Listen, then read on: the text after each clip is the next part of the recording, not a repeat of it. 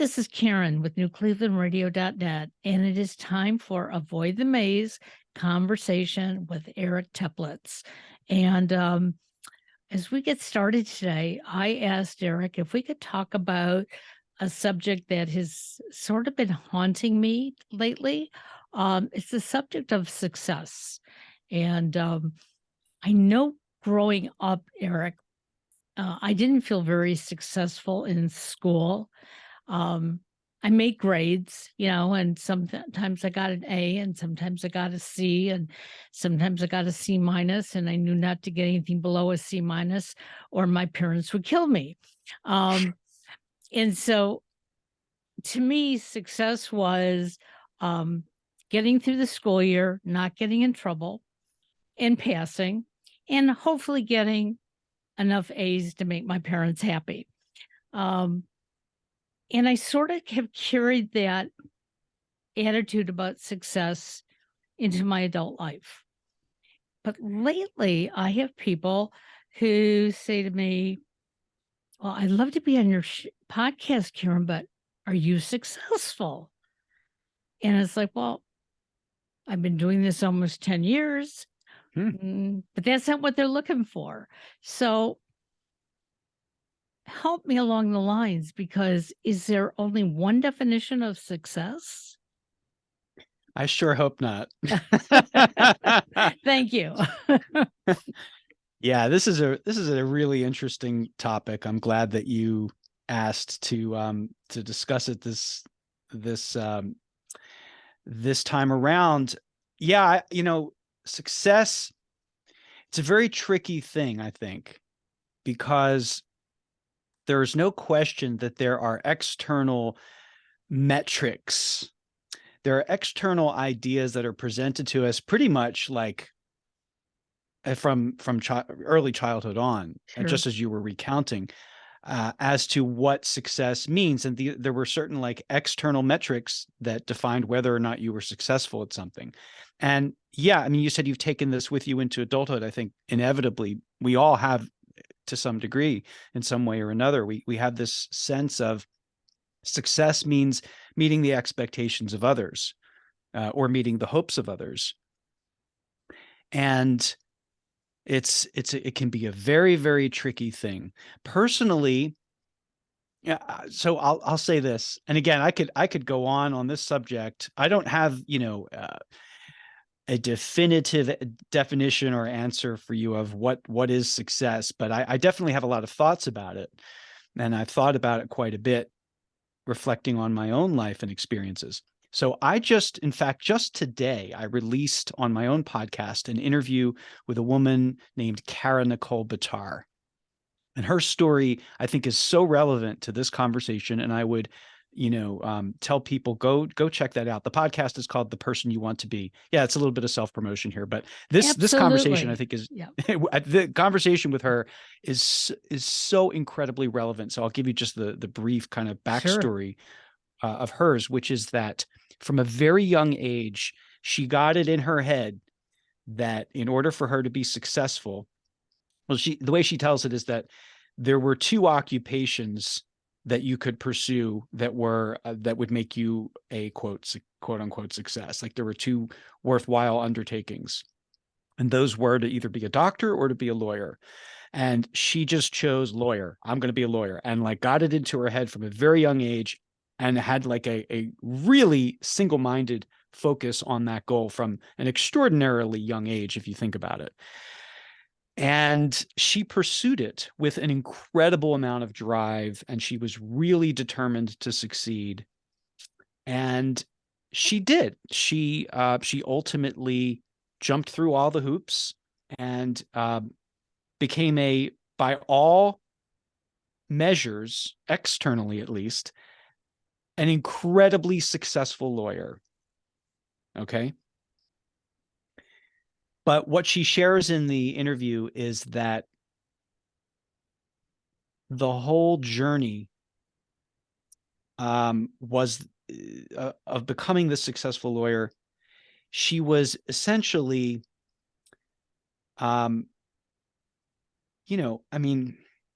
you could say was her own worst taskmaster, and was driven by this deep, deep sense of, I'm not worth anything until and unless I can become this thing. So it was driven by deep insecurity and deep, really, I mean, she didn't use the term self-hatred, but something pretty close to that, I think. Sure. Because she had it in her head that this was like, she, unless like that, and she had, these were messages she was receiving from the outside, world. Sometimes overtly, sometimes covertly, but unmistakably, the message was, you have to prove yourself worthwhile. You're not inherently worthy. In fact, quite the opposite. And you have to achieve this in order to become worthwhile and successful. So she did. And what she discovered was, she finally got there and had all the trappings, all the things that she believed and had been told would make her feel great about herself and would make her feel successful. She made a ton of money. She achieved, she worked really, really hard, achieved incredible things. Won the respect of the people that she worked with and the partners at the firm. And she had a really nice house and really nice clothes, all the things. And she was deeply, deeply, deeply unhappy. Okay. So to me, there is no success if you're deeply unhappy. That's not Absolutely. success. Yeah. Now, I'm not saying that, there might be a person that has all of those same, like, external, might be a successful lawyer and have all the things, and they might be completely happy and satisfied and fulfilled. So I'm not saying that path is a bad path. But what I am saying is that if you define success by other people's measures of success and not your own, then that's going to be probably a recipe for dissatisfaction, if not, on the extreme end of things, despair. Because imagine believing that this thing that you thought your entire life was going to make you feel successful doesn't. It's kind of like, there's I don't remember where I first heard this, but there's this thought experiment, or this question of, who's better off, someone who's wealthy and unhappy, or someone who's poor and unhappy. And sort of the answer is, the person who's poor and unhappy is better off, because they still think that being rich is going to make them happy. So they still have some hope. Yeah. So I think success is a very personal thing, but here's why it's tricky. I think, success, by my estimation, means being as authentically you as possible, being as true to you and your innermost self as can be, doing right by yourself on a deep, fundamental, you could call it like a soul level. If you're acting by your own, in accordance with your own values, that are deeply held, and you're living them, and you're doing the best that you can do in living them, to me, that's success. Now, here's why it's so tricky. How do you know they're your values?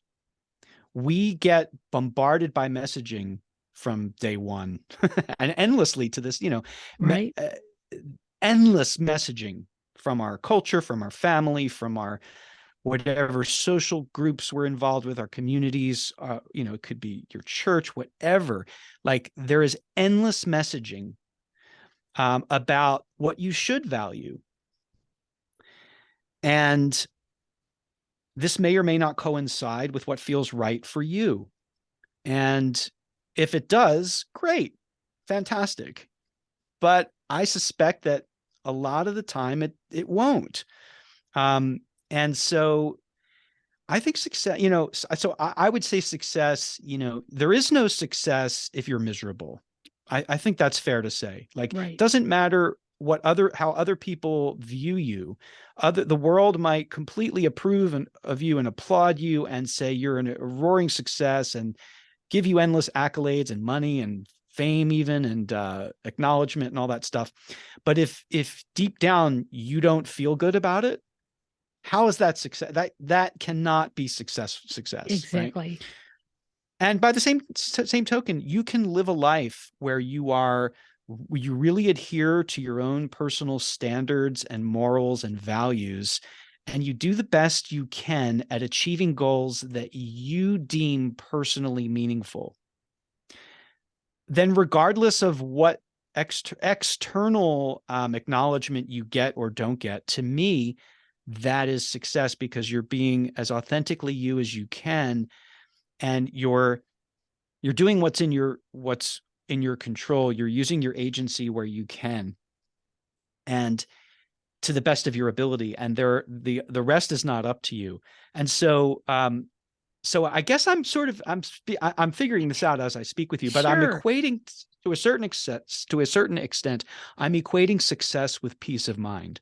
I think that there is no success without peace of mind. Now, can you have peace of mind without success? Well, it depends on how you define success. If success is like the metrics, how many downloads are you getting on your podcast, Karen? And if it's below this number, then it's not successful. Whatever, right? Like that's someone else's idea of success, but it's arbitrary, and it's not your own. And I'm glad, you pointed out a number of these things, and it's reminded me of people in the entertainment world, in the sports world, who we see as so successful. Um, they have a thriving career. They live in a beautiful house. They've, have beautiful clothes, whatever it is. And we look at them and we go, if that was only me. But Right. oftentimes we hear how unhappy they are. We see how unhappy they are by some of the mistakes they make publicly. And one that really comes to mind is somebody like Robin Williams. So Hmm. many people just loved this man. He could be doing anything. Hmm. Okay. He could be walking down the street and people would say, look how successful he is walking down the street. But the reality of it is, he didn't always feel it. We could have Sure. told him a million times over. And that's why in the past couple weeks, when the subject has come up to me and people are asking me, well, I want to see how many downloads you have. I want to see, how many full listens you have. And it's like, you know what? That's not why I created these podcasts. Number one, when I do them, I'm getting some more answers for myself. Um, I'm cheaping out. I'm not paying for therapy. I'm using my podcast I for love it. therapy. Um, but I know when I'm sharing my thoughts and, my guests are sharing theirs, the listeners are hearing something that often is something that they're thinking about. And maybe they Sure. just haven't asked anybody. Yeah, I'm of the opinion that each of us is truly unique, and we all are not as unique as we might think. So both are true. It sounds Right. like a contradiction. Exactly. But Yeah. in other words, like there are some fundamentals about the human experience and the human condition that are universal to all of us. So inevitably, if you're struggling with something, and you present it publicly in the form of this podcast or however you do so, and you bring something up for discussion, inevitably someone else out there will be able to relate. And oftentimes we think that our problems are incredibly unique, and our struggles are incredibly unique. Our pain is incredibly unique, and maybe it is to a certain extent, but the deeper issues and concerns and struggles and feelings, like they're pretty much universal. And you're Right. right. And as far as viewing someone from the outside and saying they're successful, um, we never know what it's like in another person's shoes, so to speak. Absolutely. We never know what's going on in their psyche. We never know what they're dealing with. And so it's that sort of adage, be careful what you wish for kind of thing. So success, I mean, the way that I think of it again is, I'm repeating myself, but unless you have a certain sense of accomplishment and fulfillment and satisfaction, and unless you feel good about what you're doing and about your life, and that doesn't mean you have to feel that way all the time across the board about everything. But if you feel that you're living, in a way that you believe in, and that represents your values, and that you're doing your best to live by that, that's success. And the rest is, you know, um, is other layers. I mean, it's always nice to get appreciation and acknowledgement and recognition, but that can also become its own nightmare, in an extreme. And also, if there's this tendency, this never enough kind of thing. Right. Like, when is it enough? There's this wonderful, I'm gonna share a couple things, because Go right uh ahead. yeah, one of them, I'm gonna have to look it up, so bear with me as I find it. But there's this wonderful conversation between Kurt Vonnegut and Joseph Heller that sums this up better than I could. So I will do a quick search. Yeah, I think I've got it. Let me find it. But it was basically, they had attended this party. Oh, okay. Uh, so this is okay. This is the story as Kurt Vonnegut told it. Okay, sure. He says, true story, word of honor. Joseph Heller, and who wrote, by the way, Catch 22, is most famous for that book. Joseph Heller, an important and funny writer now dead, and I were at a party given by a billionaire on Shelter Island. I said, Joe, how does it make you feel to know that our host only yesterday may have made more money than your novel Catch 22 has earned in its entire history? And Joe said, I've got something he can never have. And I said, what on earth could that be, Joe? And Joe said, the knowledge that I've got enough. Love it. Right. And there tends to be, it's human nature to an extent, I think, of this endless desiring. I mean, it's why Buddhism exists, Right. because it acknowledges that this desire and attachment to things is endless. And we kid ourselves a lot. We tell ourselves, once this happens, once I reach this milestone, once I get this, once I have that accomplished, once I've done this, once I've, X, Y, whatever it happens to be, then I'll be happy. No, you won't. Or maybe you will for an hour or two. But that's the nature of this, is that it's an endless, it's the hedonic treadmill that is what is exploited in advertising and in getting us to buy things. Because if we only needed one thing to make us happy, and let's say it was a product, and everyone went out and bought it, and then there was no dissatisfaction after that, there'd be no economy. So the whole, so so capitalism essentially perpetuates this tendency in our nature to always want more, the next thing, and there's it's a fascinating thing. So the more you can divorce yourself from that, the more you can learn to be content outside of, and this is hard, by the way, this is not easy, but the more that you can learn to cultivate contentment within yourself based on your own, the way that you live in accordance with your values to the best of your ability, knowing we're all human and flawed and imperfect. But the more that you can do that and detach yourself from the external results of that, and other people's opinions about that, which is a huge thing. Right. That then your likelihood of achieving success / inner peace is far greater. And there's one other thing I wanted to share, because this came up recently, and I shared it with someone else I was speaking with.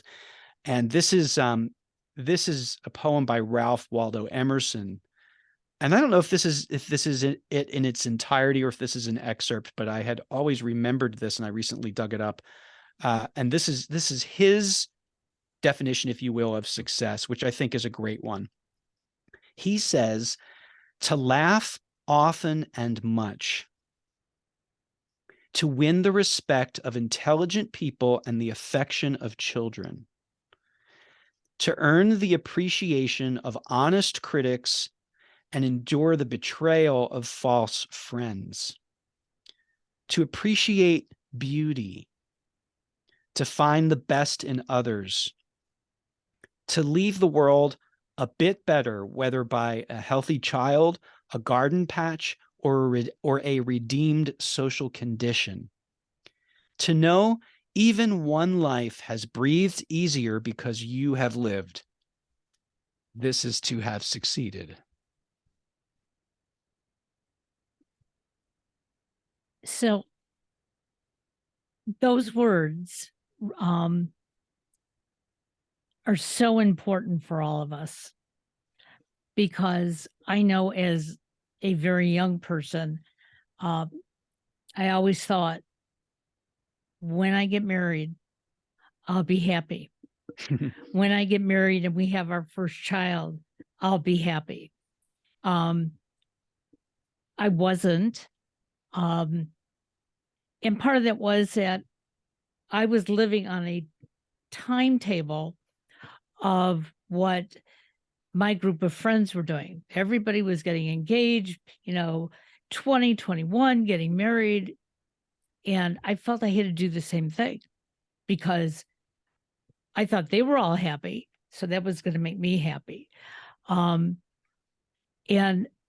sadly, it didn't, but I learned from it.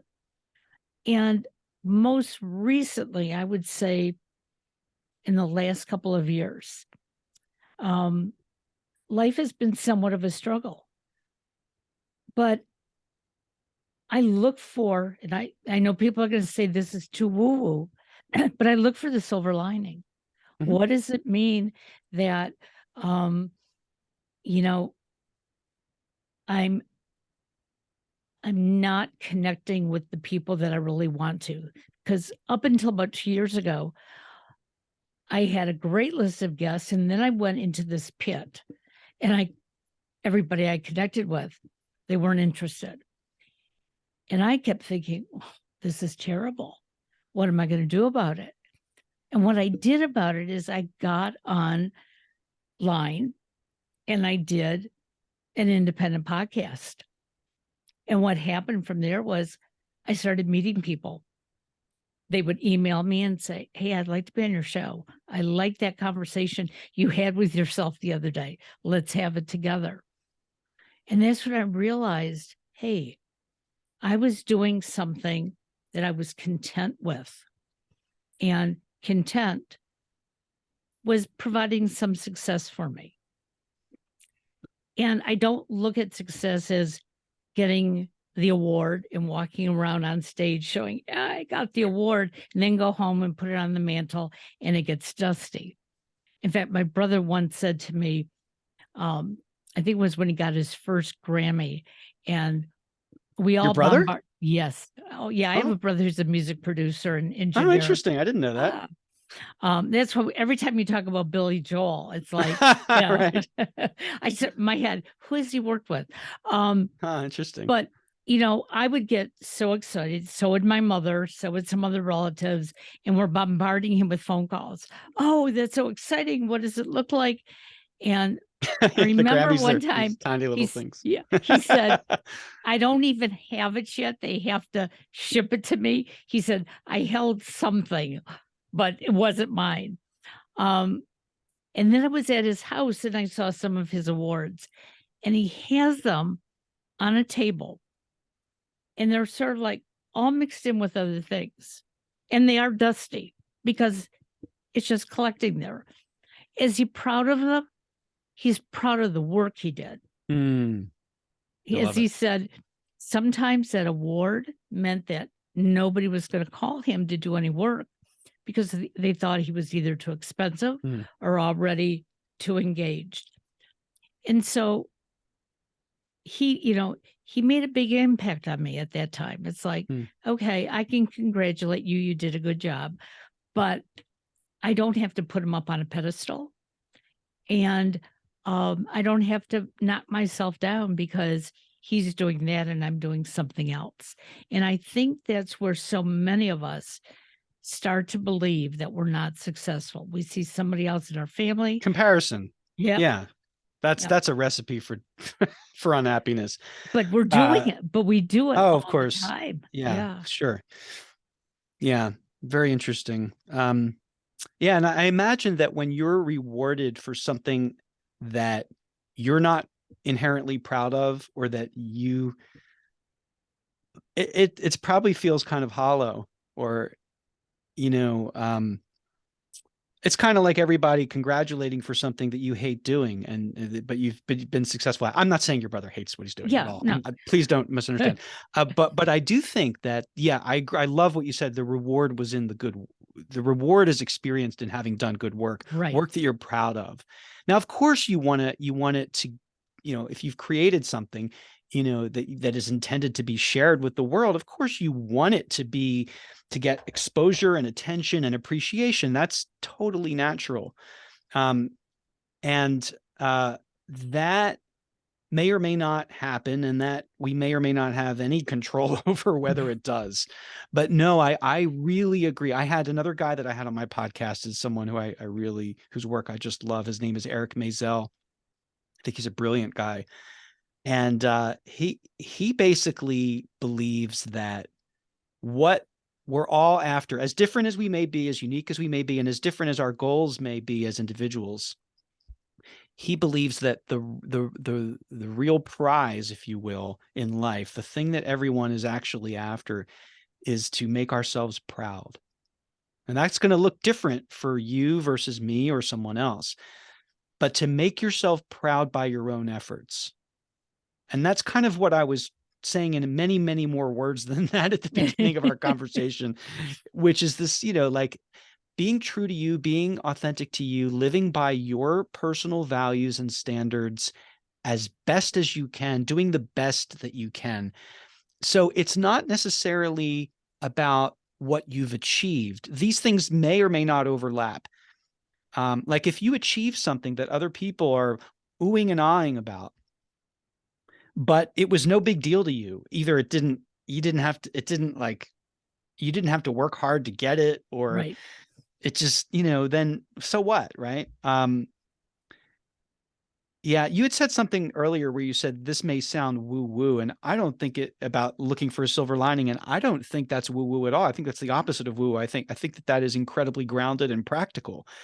And I think that is smart, and um, makes a lot of sense. Is how can we take whatever cards were dealt, whatever the situation happens to be, how can we use it? I have a video on my website and on my YouTube channel called Use Everything. And it's this idea that whatever happens to us, we didn't often choose it, and we wouldn't have wanted it. We would have said no Right. thanks if we had a Right. choice, but we didn't have a choice. It happened, right? And so the key is to come up with, how can we find some kind of creative way to make this a win in some regard? How can I use this in a productive and creative way, even if it's something terrible? People have done this throughout history. Some of the best works of art, right? Some of the best literature, some of the best painting, some of the best music has come from uh, enormous personal suffering. Now, I'm not saying that that's a requirement in order to make something great, Sure. but I'm saying that if, don't let it go to waste. If something, and also look for, what's good about this, or how can I, and again, not to diminish the pain of it, or the suffering involved, or the grief, even not to diminish that one iota, but how can I use this in service of something that I value? How can I use this maybe to make someone else feel less alone in the world? How can I use this? Maybe it's redirecting me, like it did with you, into an ultimately better, more rewarding direction. Who knows? But I think these are great questions to ask, rather than simply wallow in self-pity when things don't go our way, or even when tragedy strikes. I mean, it's natural to grieve. I'm not saying don't grieve. Grieving is, boy, we have issues in this culture with grieving. Um, It's interesting that you say this, because um when my son was diagnosed being on the autism spectrum, um, yeah, I think our first response was, "No, you're crazy." And then we cried. And then all of a sudden we said, "What are we crying about? He's no different today than he Mm, was yesterday." Um, and yes, we wanted people to be aware, but not for some of the reasons that some people thought. We wanted people to be aware that this is a real syndrome and it's a widespread syndrome. And there are some unique things that people on the syndrome sometimes do, and just be aware. And that's when I took what felt so heart wrenching and so terrible, and I began blogging. It was like, even if nobody else reads it, I'm getting it out there. it's I'm therapy doing for you. Yeah. right. And I'm doing the research, making sure that what I'm saying is real. Um, my feelings, yes, they were my feelings. They may not have connected with somebody else. But what I found was that I was getting stronger, and I had people commenting, and a lot of negative comments at the time, you Hmm. know, did you give your son, um, did he have all of his Vaccinations. vaccines? And I said, yes. And they, oh, that's the reason why. Uh, And I said, well, I had all my vaccines. Guess what? Um, and I never argued. It was like, mm, you can believe what you want to believe. This is my journey. And that's what I know I do with my podcast, and you do with your podcast.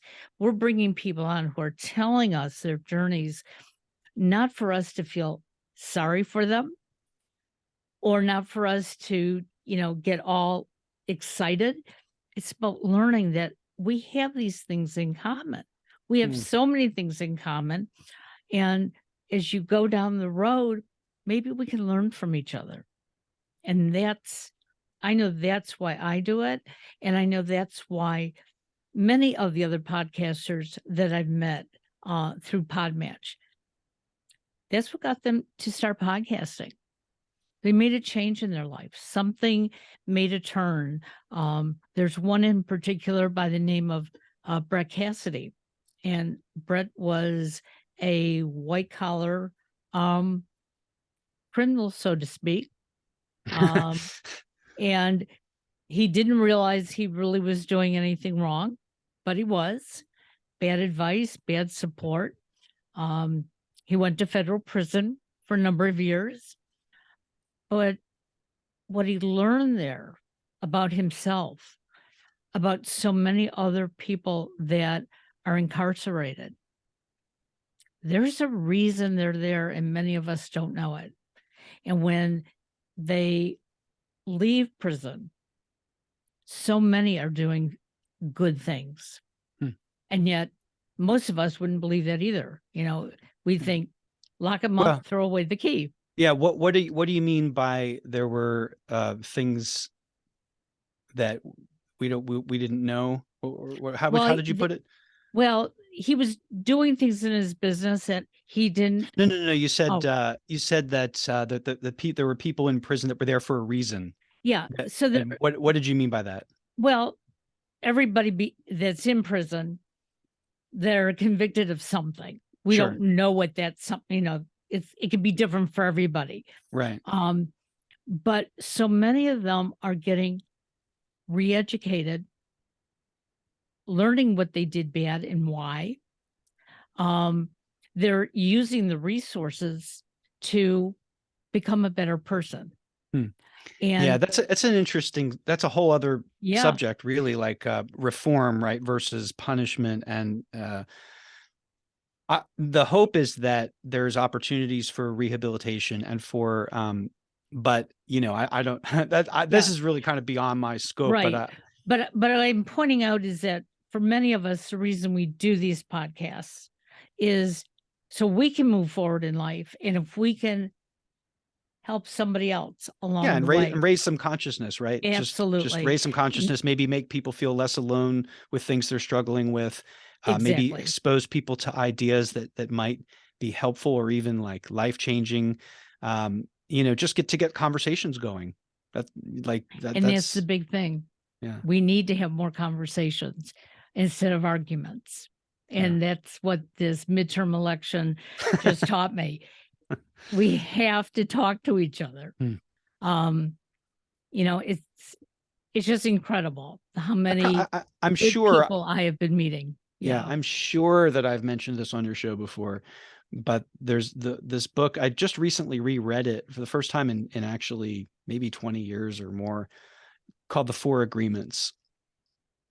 And I can't recommend this book highly enough. And I've thought of it already a couple of times during the course of this conversation. One was in terms of when we were talking about like external accolades and whether or not that means success, and or whether or not that coincides with an internal experience of success. And so one of the four agreements is to not take anything personally. Now, as a human being on earth, good luck with that. Yeah. But I think it's a wonderful aspiration, and I think we can make progress on it. And it's not going to be necessarily linear progress where we get better and better and never have a never, backslide. But Sure. what he means by don't take anything personally, he means if someone insults you, don't take it personally. It's more about them than it is you. But also, if someone is stroking your ego, don't take that too personally either. And say thank you, and if someone gives you a compliment, but don't get too big ahead about anything, Right. because that also is like dangerous territory. So as best as you can, keep, try not to take the behavior and words of other people too personally. Really, by the way, massively challenging to do, Oh, but there's a sure. lot of wisdom in it if you can even just get better at it. If you can do it less, if you can take things personally less. And then what we were just talking about, when you were talking about the importance of conversations, it made me think of another one of the four agreements, which is, again, good luck as a person, but don't make assumptions. Oh my goodness, how many times a minute do we do this? Oh, Right? all the time. Yeah, and when we find out one piece of information about someone, maybe the political party that they belong to, we've already, in a lot of cases, either dismissed them or we know everything about them, Right. right? We're making all of these assumptions based on one piece of information. And that's not going to be helpful. And it's a trap that we all do it. So I think that it's unrealistic to say we're never going to, starting today, no more assumptions. It doesn't work like that. But what I think we can get better at is recognizing when we're doing it. Right. Oh, you know what? Like, even if someone, offends you or insults you, and you make an assumption about them and their character, you have no idea what their day was, what they're going through. Like, it's hard now. It's hard to have the presence of mind to do this. It really is. But I think it's something that we can work on, where we try and become less reactive, and at least keep in mind that we don't know the whole story, and that, it's so easy to jump to conclusions about things. But there's more peace. Again, this idea of inner peace, which I'm sort of equating today with success, not happiness. I don't think happiness and success are necessarily the same thing. Happiness is a feeling. It comes and it's fleeting. It comes and goes. Sure.